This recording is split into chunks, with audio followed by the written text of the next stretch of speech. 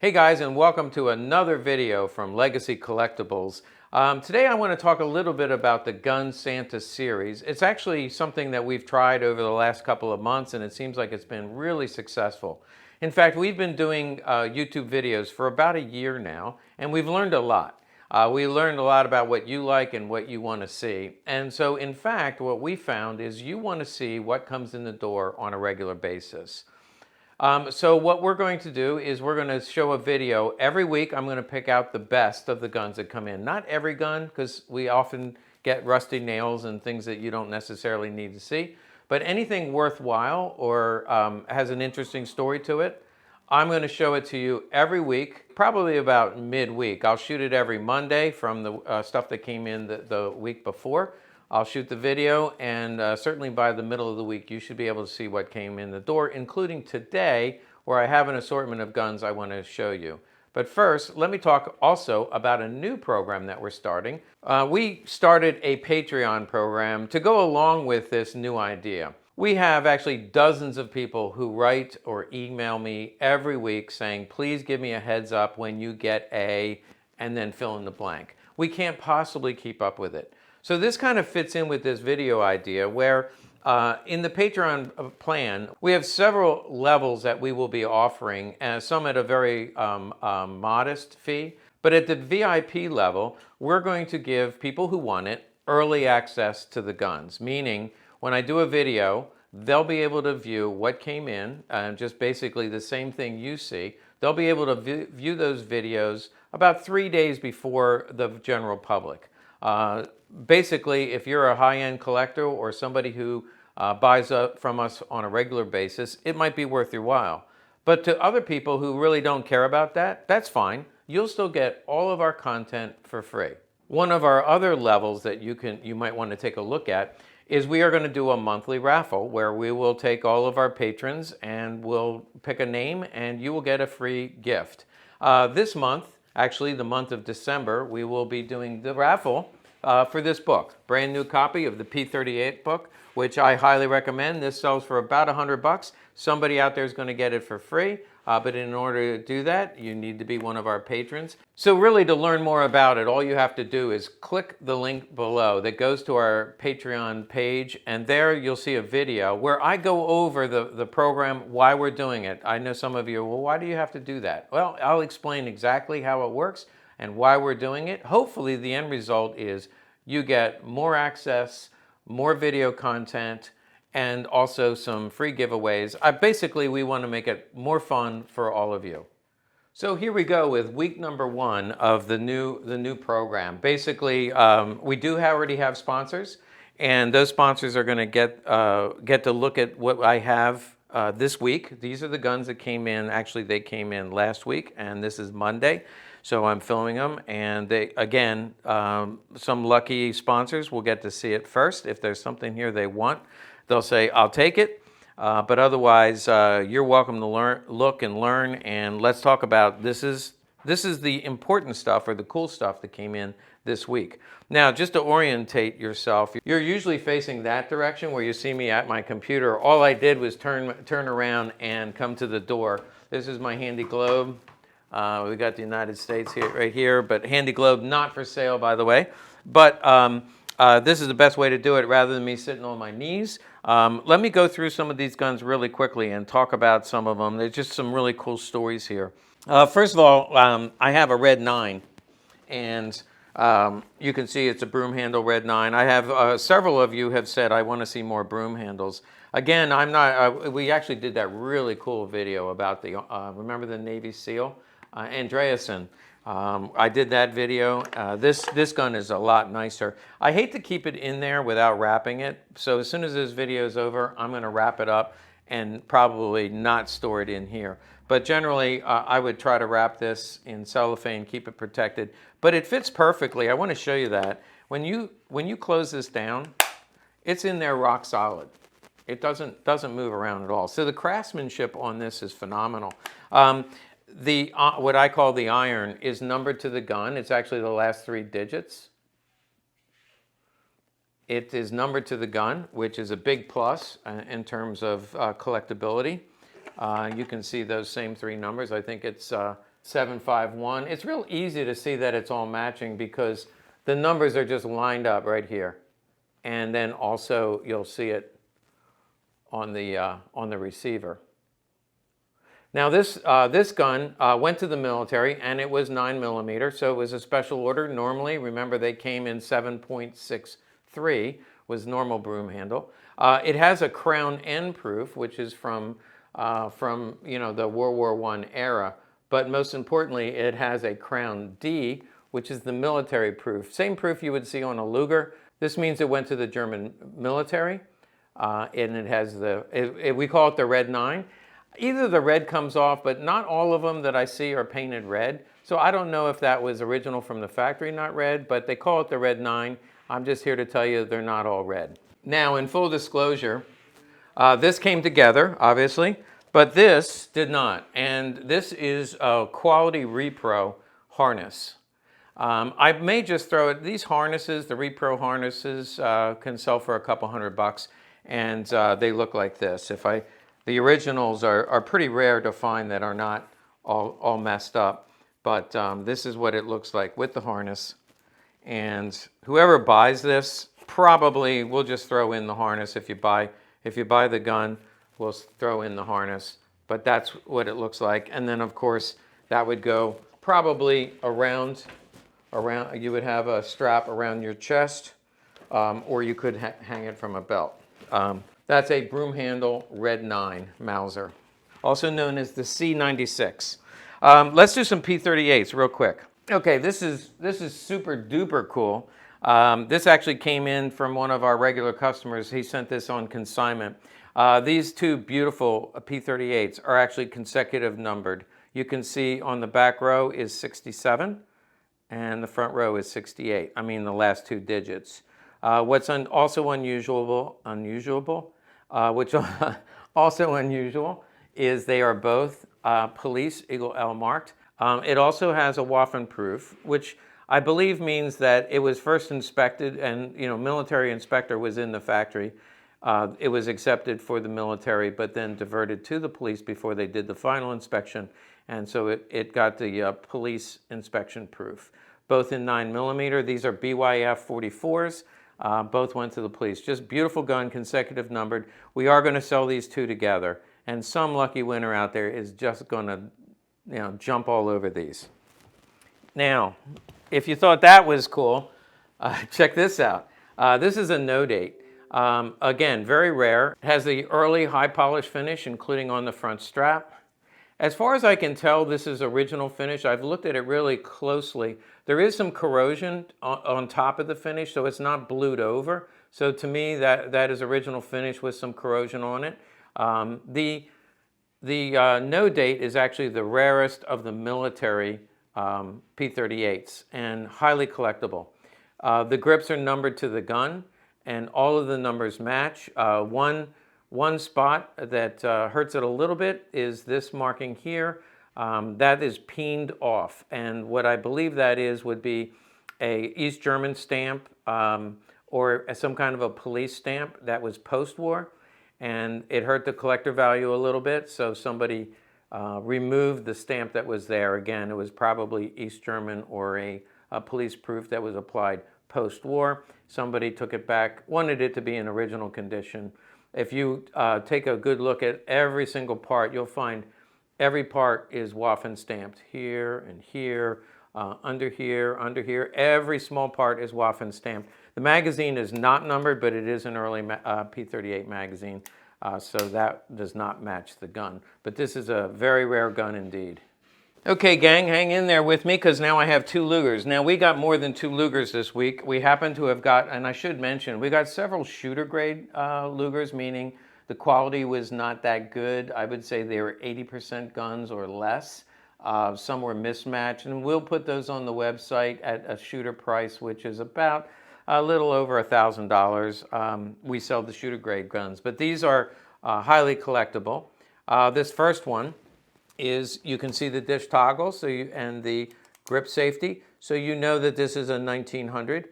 It is, most of the 1900s I see have the American Eagle. This does not. It's a DWM commercial, did not go to the military. It is not Germany marked. So my guess is this was made for the commercial market in Germany. There is no export marking Germany. So this was made for Germany and probably captured and brought back at the end of the war by one of the GIs. So again, there's no marking on the receiver. There's no Germany mark. It does come in .30 caliber. I don't know that you're going to be able to see this, but there's what they call bug proofs. Now, if you ever hear somebody says, does it have the bug proofs? Those were commercial proofs, and it actually is B-U-G. But it wasn't meant to be bug, but it was just the proofs that they used in 1900. So it's just kind of cool. Comes with the early bug proofs. Not sure if you can see it, but you see how nice the front strap is. Blank bottom magazine. Great looking gun.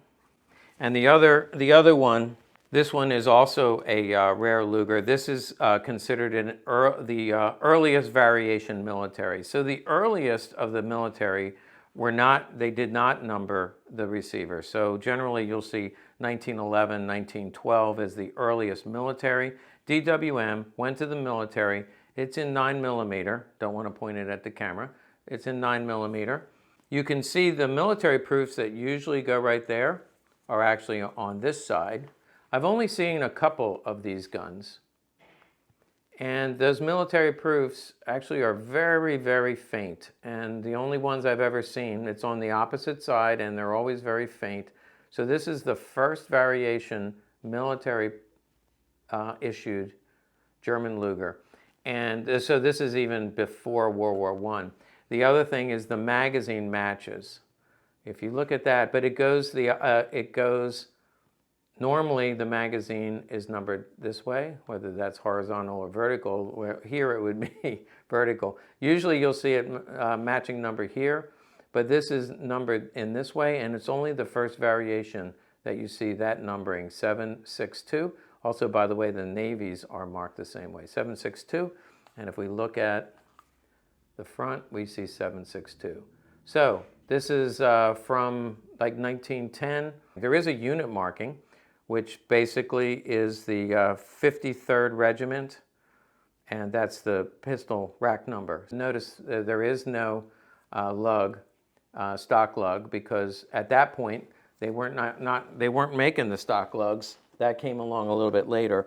You see the same thing on the commercial guns. Usually the Lugers will always have the stock lug. These do not. Oh, I thought we were done with Lugers, but I forgot this one. This one is a World War II rig. Look how nice this holster is. It is dated 39.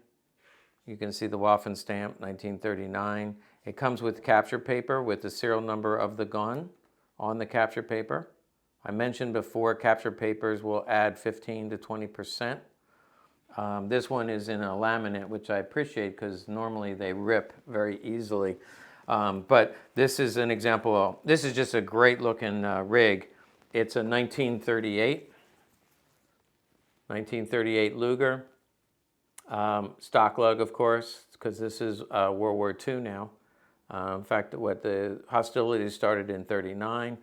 That's the S42 code. In 39, they changed it to just plain 42, and then they changed it to BYF, but that was the factory code. Just a beautiful condition. Front straps are beautiful. So this is what they would call a complete rig, meaning it comes with a holster, a spare magazine, in this case, no tool. I can easily add a tool to it, which I'll probably do before I list it on the website. All right, before I do any more pistols, let's take a look. You guys, some of you mentioned, I noticed this house was made back in the 50s. You see the old radiators. I grew up with a house that had these old radiators, and you bleed them right here, or you drain the water, the air bubbles out of it. This is not a radiator, though. This is a rifle rack. When I get rifles, I just line them up here. And real briefly, look, I found another Luger. I'm not allowed to talk about it, though, because I already said I did all my Lugers. This is actually a 1917 artillery Luger, and it has a matching magazine. You won't be able to see it because it's super faint. But a 1917, that's the most common year. Remember halos? We talked about halos in other videos. You see the halos, so you know it's original finish. Comes in 9mm, artillery Luger, and it does come with an artillery stock, so that you can hold it almost like a carbine. But let's put that away. We've already talked about Lugers enough. And I just want to mention this. These are not ready to go because they have issues. This is a Luftwaffe drilling. Now, all of you know the Luftwaffe drilling is really cool. I did a video, has case hardening here. If you don't know about the Luftwaffe drilling, go back to our playlist and put in, it's actually pronounced Dreiling. I apologize to my German friends. Drei, eins, zwei, drei, for three, has 3 barrels. And you see the Luftwaffe, that's the flying eagle swastika. It's Luftwaffe, and you can see it also on the barrel. There's the Luftwaffe eagle there. And you see the 3 barrels. So that makes this a dryling. But the reason it's not going to be going on the website because I need to fix it came in the original case, but one of the closure snaps is broken, and you can see this is broken. I have a guy who can restore it. There's some interior parts where the wood panels are coming off. This is coming off. I'm going to get this part restored and then sell it all together. This is actually a 22 caliber. It's a Walther. Believe it or not, this is made by Walther. It's engraved. It's a presentation piece. I'll do a separate video just on this because it was presented to an SS officer on his birthday in 1944. But unfortunately, when we sold it, it got damaged in shipping. Check that out. The cost of doing business is sometimes things get damaged, and I have a guy who can repair that stock. Just so you know, we of course will reveal, we'll tell the person it was fixed, but hopefully it'll be so well done you won't be able to notice, but that was damaged in shipping. So I just wanted to point out that we also got some rifles, but neither one of these are going to be going up anytime soon until I can get them fixed. Okay, next I'm going to show you some of my favorite items, which are 32 caliber, and these are a group of rigs. Not all came from the same person. 32 caliber, 7.65 was the mainstay of the officers. Officers, remember, the higher the rank, the smaller the pistol. This one is very interesting. This is actually a Navy style holster. And if we look right here, remember I did a video, that's the N property mark. It has the Nazi Navy eagle.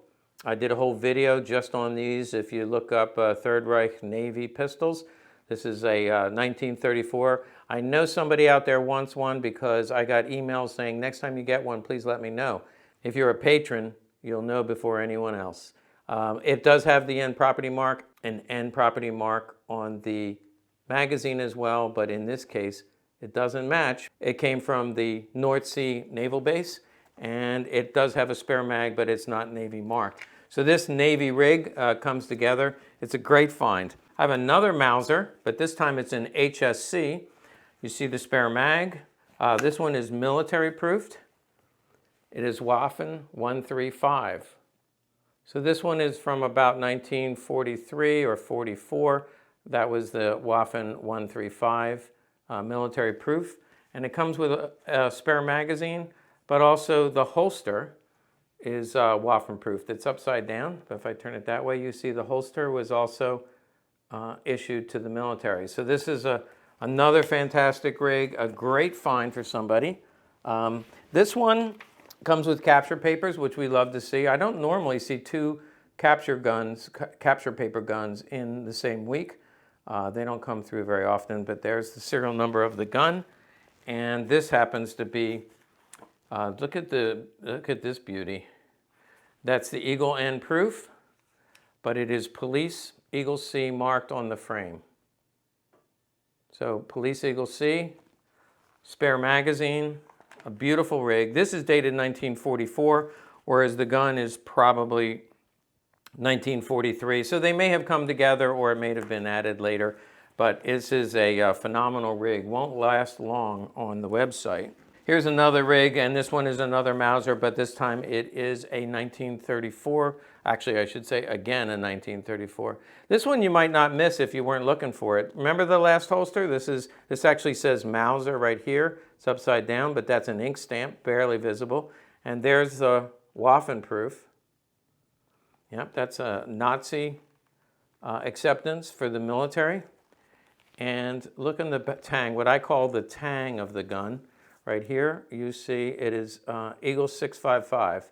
I need a magnifying glass to see that. But there you see the Test Eagle and the Waffen 655. This is just a gorgeous gun. I'm tempted to keep it for myself. But in fairness to all of you, I guess we'll have to offer it. And it does come with the spare magazine. So again, just a beautiful rig. Here's one that I couldn't skip over. Look at that holster. This will be an Aka holster. You can see the Aka logo underneath. Comes with a spare mag with a finger extension. But this is a rare 9mm PP. Got some wear to the front strap, but otherwise just a beautiful pistol. And you can see right here, was made for the commercial market, and it is in 9mm. In this serial range, it's about 1938. And they did have some that went to the Luftwaffe, and they would be Waffen stamped here and here, and it would come with a numbered magazine to the gun. In this case, it's a commercial gun, no numbered magazine, no Waffen proofs, but this is a pretty rare find. All right, I've got some Colts here that are going to rock your world, but I'm going to actually hold off on those Colts because we also have some non-gun items. Now, it's important for me to include non-gun items because we have people outside the United States who really have a hard time importing this, or they're not allowed to get it. We don't have an export license, so we have a very difficult time shipping things to you. But every week when I show you what came in, I also will show you some accessories which can be shipped overseas. And by the way, antiques. This is an antique. This one is not, but not by much. But antiques guns, it's actually antique guns we can ship overseas.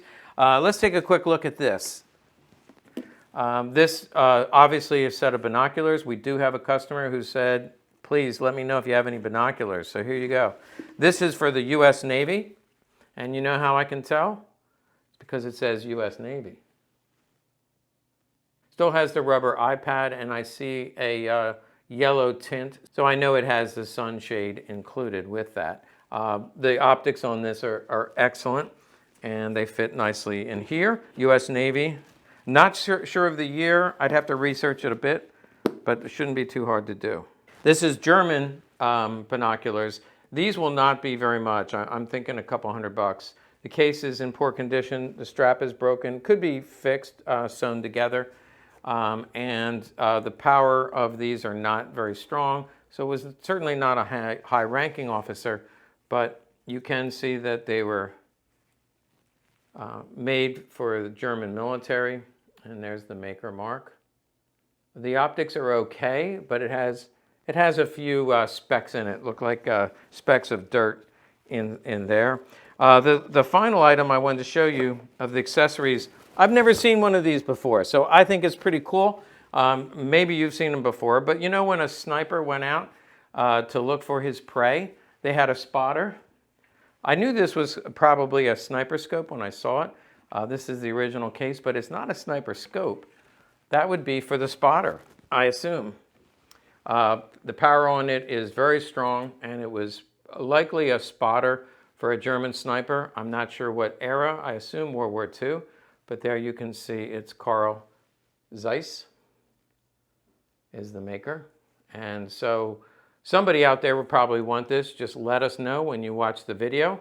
Let us know if you're interested, and we will see if we can make it happen. Well, what we have left here is some Colts.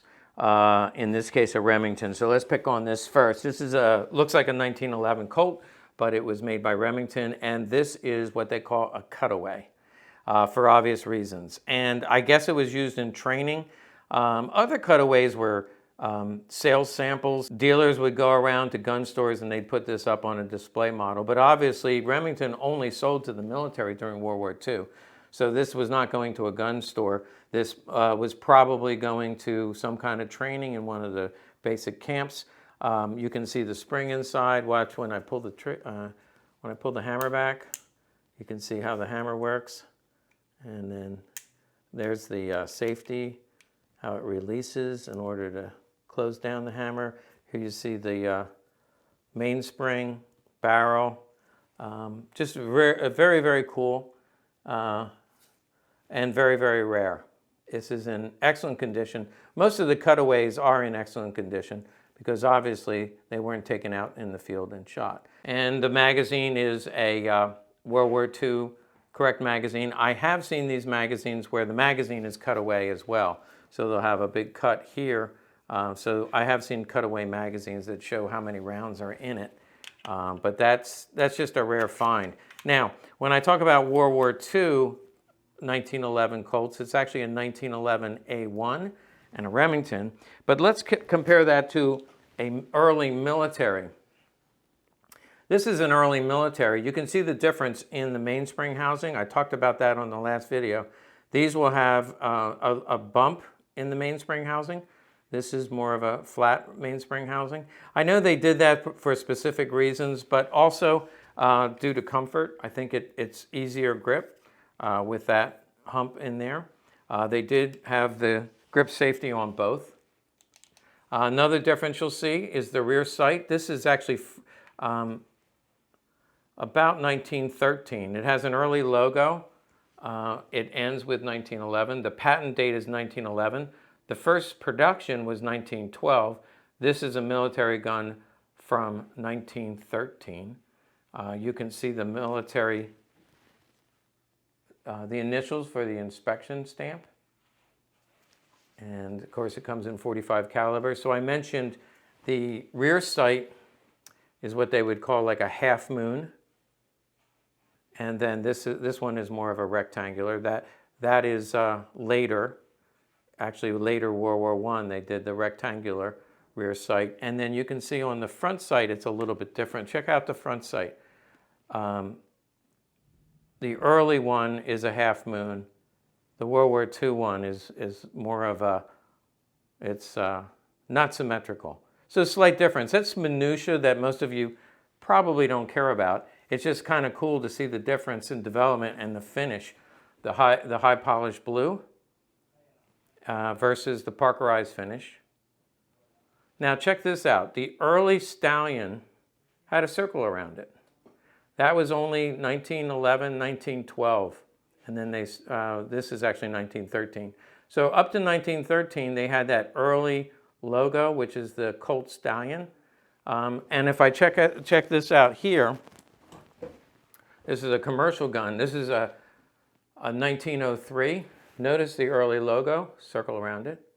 And even better yet, look at that high polished blue.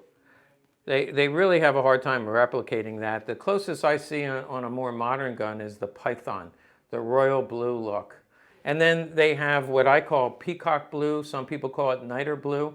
My understanding is this cannot be replicated because they use toxic chemicals to make these colors, make this beautiful high polish finish. It involved toxic chemicals and the EPA shut it down. So they can't really duplicate that. Now what they do is a fire blue, which is just, it's just made by heating up the part until it turns like a straw color or a blued color. But this is the early niter blue. And one other feature on these early Colts is what I call the surfboard stallion. See the stallion? Looks like he's on a surfboard, but that was just an early logo. This gun was made in 1911, and it is a model 1903. Comes in .32 caliber. This is a phenomenal gun. I'd love to keep this one because you won't find any better. So remember the surfboard, the early logo. Now, let me show you a couple of early, really early Colts. Again, I remember I said I'd rock your world. What do you see this? All right, so if you are a Colt collector, you're gonna get teary-eyed right now. Take a look at this one in my left hand. You see C, so this is a commercial gun, not made for the military, C158.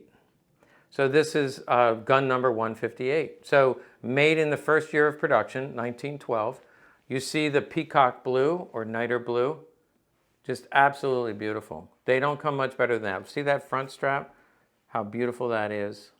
The early magazine had the lanyard loop, and it should be a two-tone magazine, but I don't think it has, yeah, it has no keyhole. I'll show you an earlier one that has the keyhole.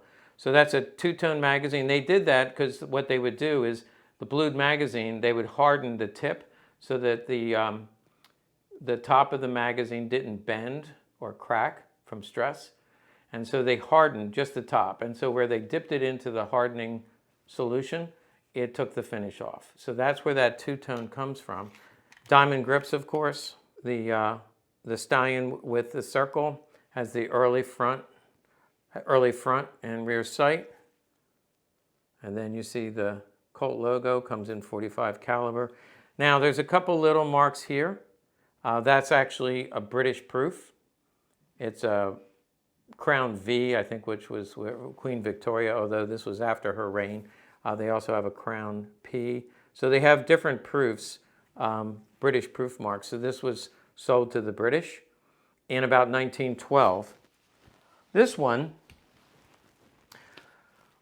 I don't know if any of you can explain it. You're welcome to comment. I actually know the answer. I'm going to do a whole separate video just on this gun because it is actually earlier than 158.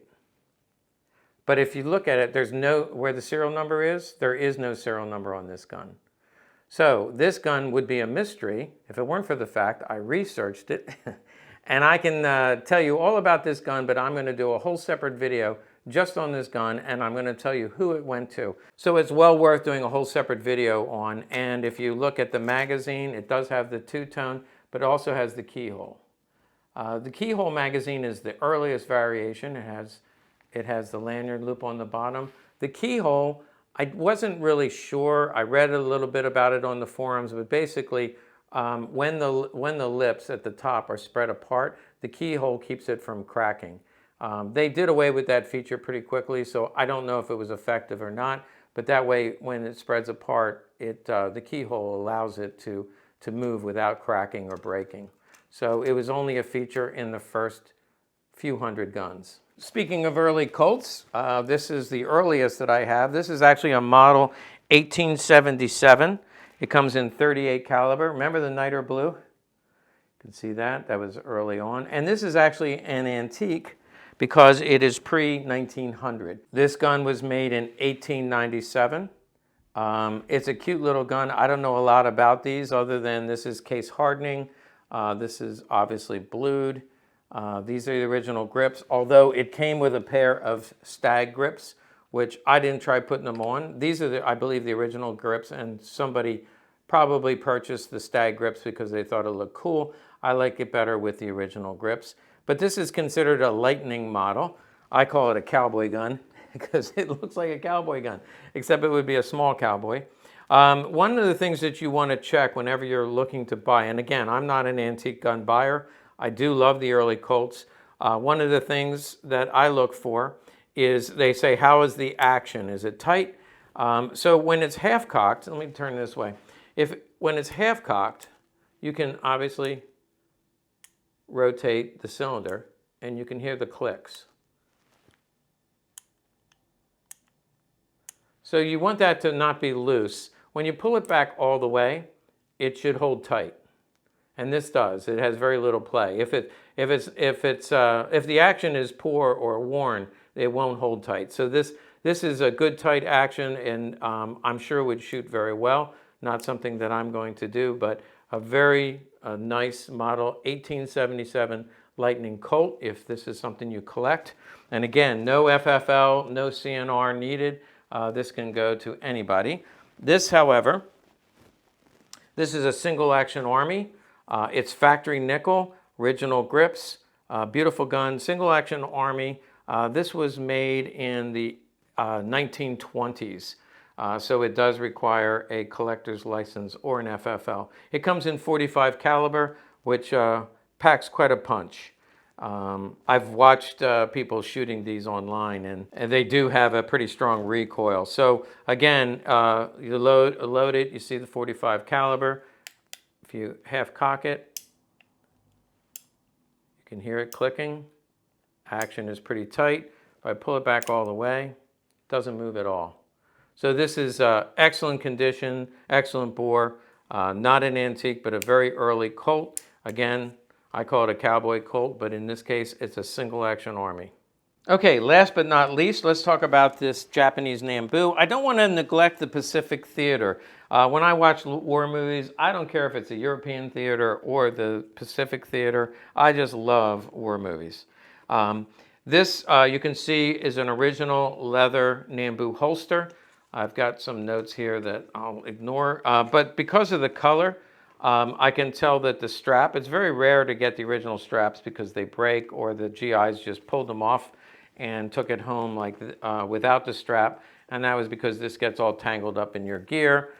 So somebody added the repro strap. I'm leaving it on there.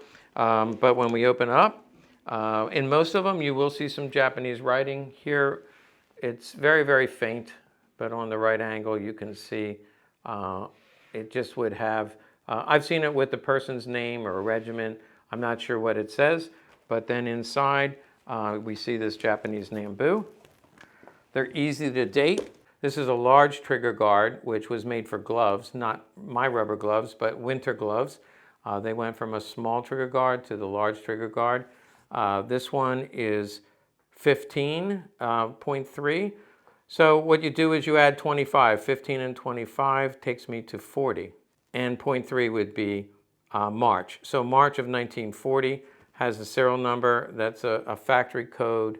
I believe you can see that it has a matching magazine. Now this is a nickeled tube magazine. Later they went to a blued tube. Actually much like the Lugers went from a nickeled tube to a blued tube. This is an earlier nickel tube, again 1940. Nice looking gun in a transitional phase because they changed the cocking knob later. And it's important on these that you take this off and check the firing pin. If you indulge me for a minute, I push this button in, pull this out. I'm going to just pop this off.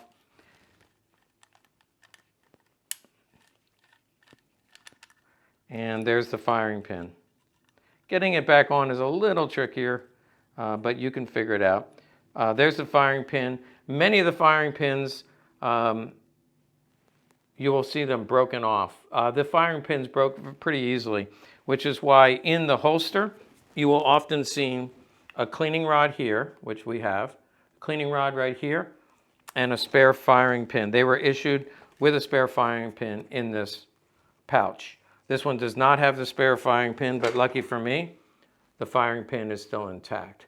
So that is the Japanese Nambu, and these sell for a lot less than like a Luger or the German pistols, and there probably are fewer collectors of Japanese, but I will always try to show you a variety of guns from the different theaters of World War II and before.